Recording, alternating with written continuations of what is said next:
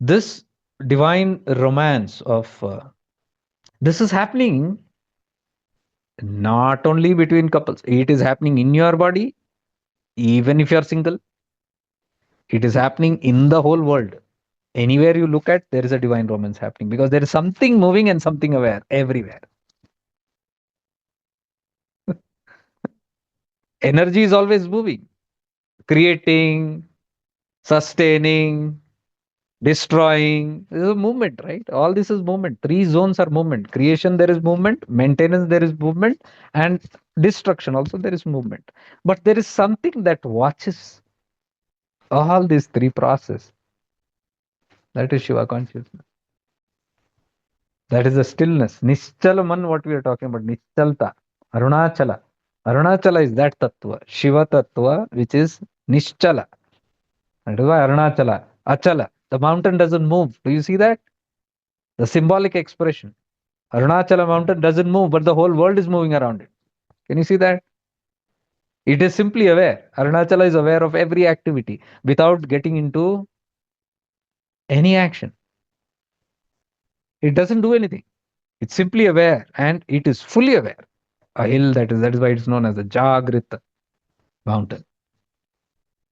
People might say, what are you talking? Jagrit mountain, they laugh at it. So they feel only that which moves has awareness.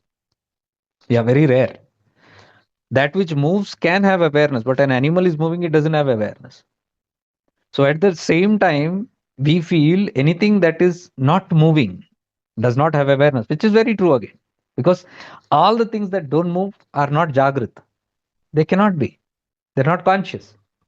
Plants are not conscious. Minerals are not conscious. Look at this. This is that same crystal that I said. It was lying here for a few days.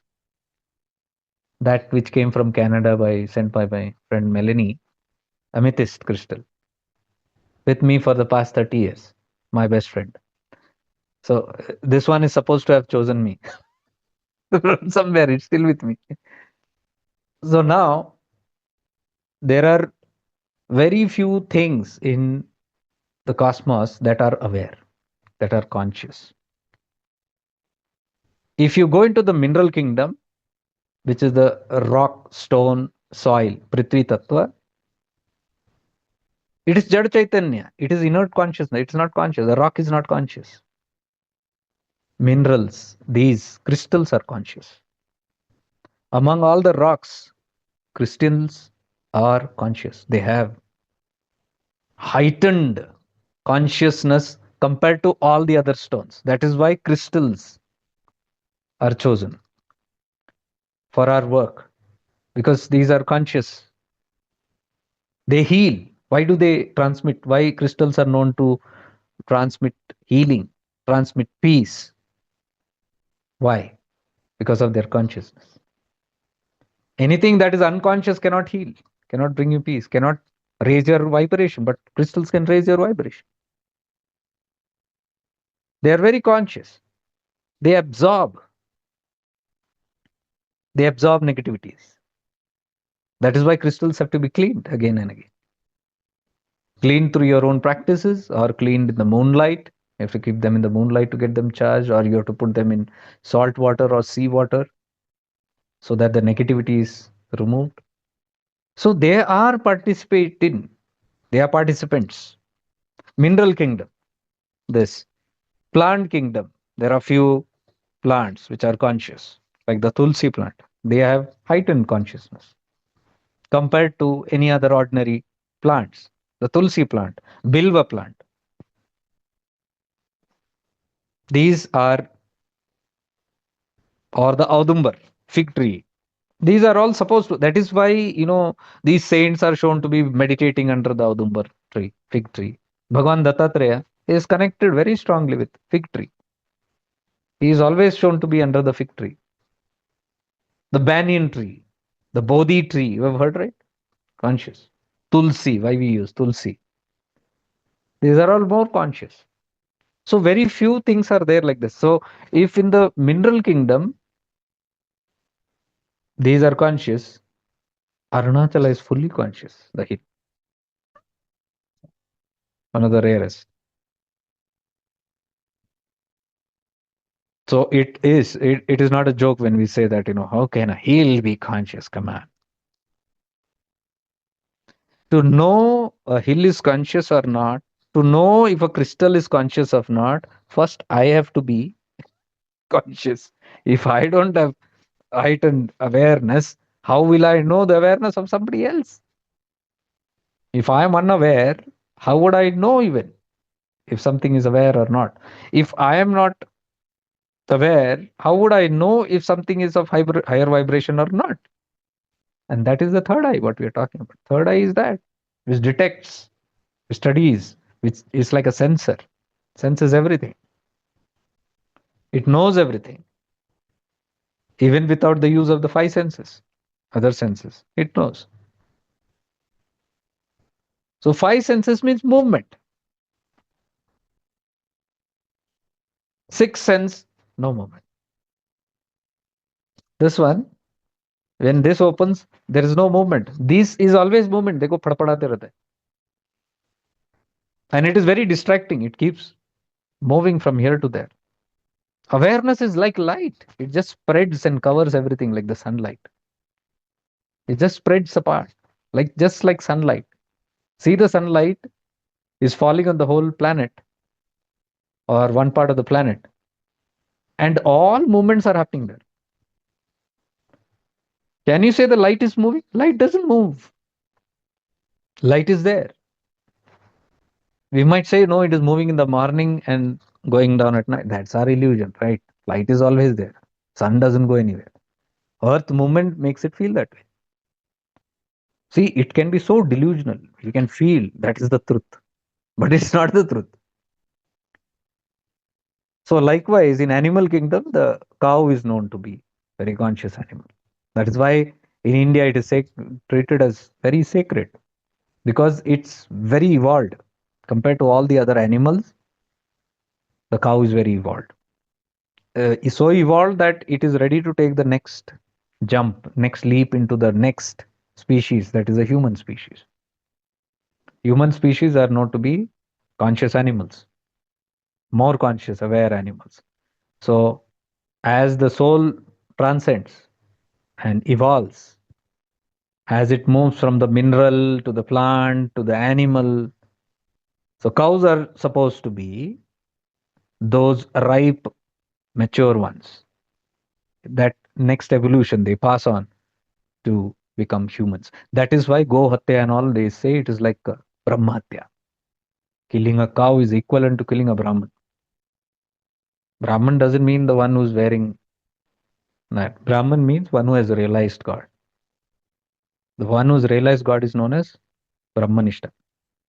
So killing a Brahman is considered to be a great sin. In the laws of karma, it is said to be that anything, any kind of karma can be nullified or reduced through grace, except two karmas. One is murder, the other is suicide. These two, it is very difficult, they say. Suicide also is murder only. Killing oneself, killing others. That's all. So you can say basically the killing is considered to be a very difficult kind of thing because killing means interrupting the natural flow of life. So that's the asuric kind of things. So what happens? Nature takes care. See, anywhere there is an imbalance, nature is consciously trying to balance it. The earth, for example, it is getting overpopulated, it will automatically balance itself through wars, through famines, through floods, through earthquakes, and things like that. It is simply for it, it is not a big deal. You do anything which is beyond the natural flow of life, it will give one shake. That's all. One shake and it will restore balance. That is the cosmic intelligence that is doing it. There is no one punishing. There is no one sitting and deciding things. Man goes out of that current of life, natural current, grace of life. He moves away from it, and nature just shakes itself to make it balanced. Karma and all is just that theory only. One goes out of balance, the cosmic intelligence is simply reverberating it back to normalcy. So let's say Asura rises up. Asura is a force which is going against the natural flow of what's happening. So somebody wants to control something.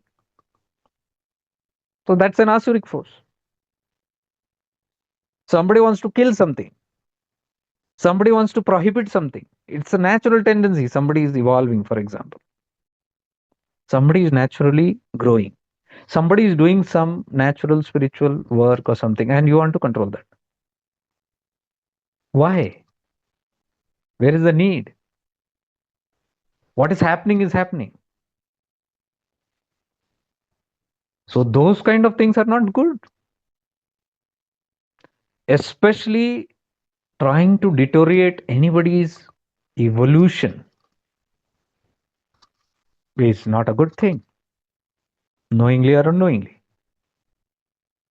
because that's against the natural flow of what's happening, what's supposed to happen. Who are we? We do not have any right to pull back anybody's evolution. So one must be very conscious of all these things, all these jealousies and competitive, all. But where does it lead? These are all asuric forces. You immediately want to curb someone. Why? I. The dominance. So that is called as the asuric force rising. So when these kind of forces rise, there is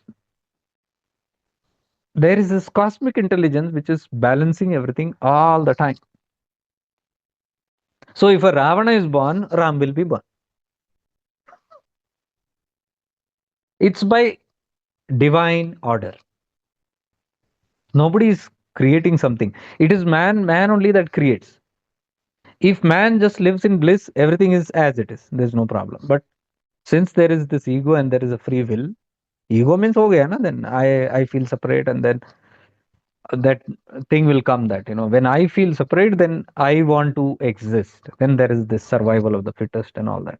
So in that mode, ignorance mode, man starts thinking and devising new things all the time. This mind is simply doing this.